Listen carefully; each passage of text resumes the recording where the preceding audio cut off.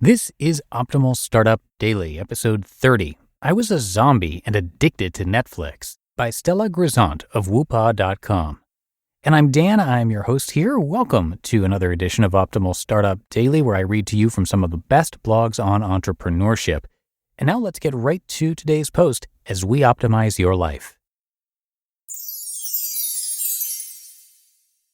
I was a zombie and addicted to Netflix by Stella Grizont of Woopaah.com.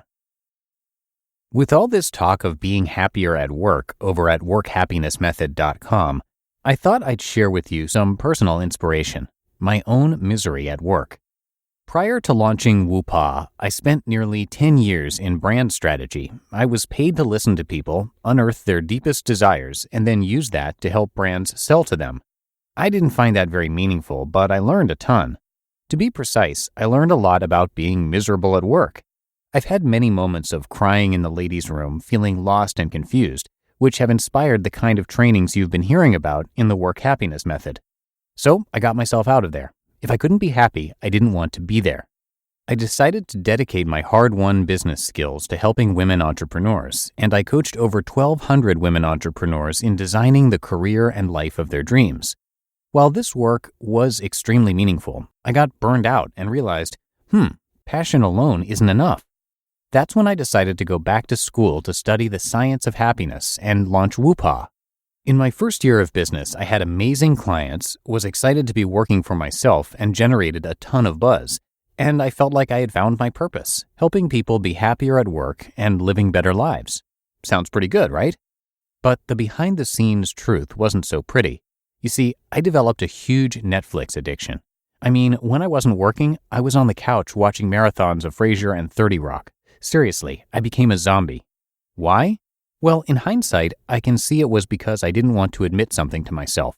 I didn't want to hear what my heart was telling me. You see, when I launched Woopaah, in addition to consulting, training, and coaching, our main offering was immersive play experiences for teams. We literally had people splash around in paint and scream in the back of moving trucks to let out their stress. I 100% believed in the idea. The experiences truly transformed people, but I dreaded doing them. I hated lugging buckets of paint across Manhattan and driving 16-foot moving trucks around the city. I loved the impact of the work. I loved helping people. It truly felt aligned with my purpose, but I didn't enjoy the process in which I was achieving my results. That's when I learned that how you do your work is just as important as the reason you're doing it. Just like your passion isn't enough, your personal mission, aka your purpose, isn't enough either. Here I was, a happiness expert and a woman who coached 1,200 entrepreneurs on how to build thriving businesses, but I had stopped going after new clients and repeatedly let go of amazing business opportunities because I preferred to watch Netflix. What gives? Why was I so stuck? What was the thing I didn't want to admit to myself? Here's the deal. I was afraid of letting go of my vision of success. You see, I invested over 3 years and my savings in developing these immersive play experiences. I had a big vision for how we were going to change the world. I told everyone about it. I took risk after risk in launching this company. It wasn't just my time, money, and energy. It was also my reputation on the line. I was making myself miserable because I thought I had to make it work. But somewhere in that foggy land between depression and numbness, I had a realization. I knew something had to change.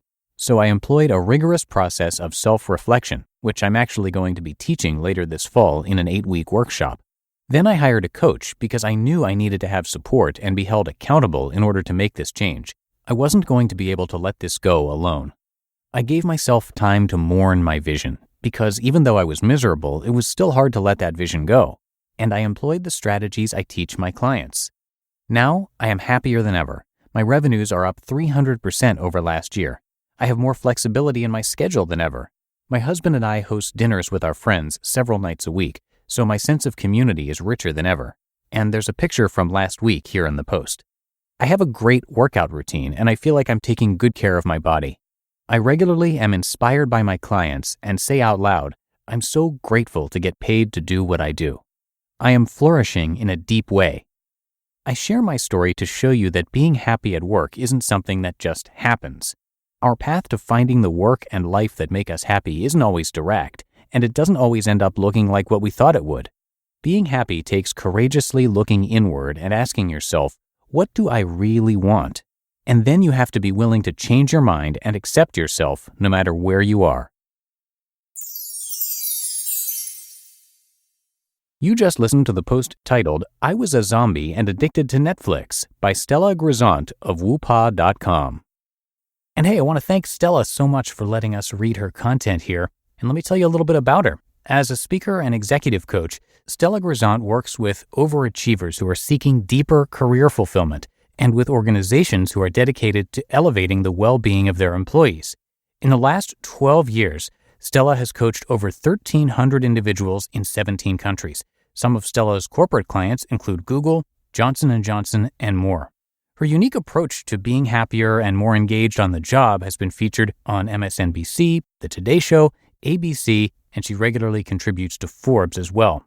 Education-wise, Stella studied economics at Columbia University and was also one of the first 150 people to earn a master's in applied positive psychology, aka the science of happiness, from the University of Pennsylvania. She now lives in New Jersey with her husband and toddler, who continue to teach her what life is all about. Come by Woopaah.com for a lot more about Stella and a lot more content. By the way, that's spelled Woopaah, and I've got that linked in this episode's description for you.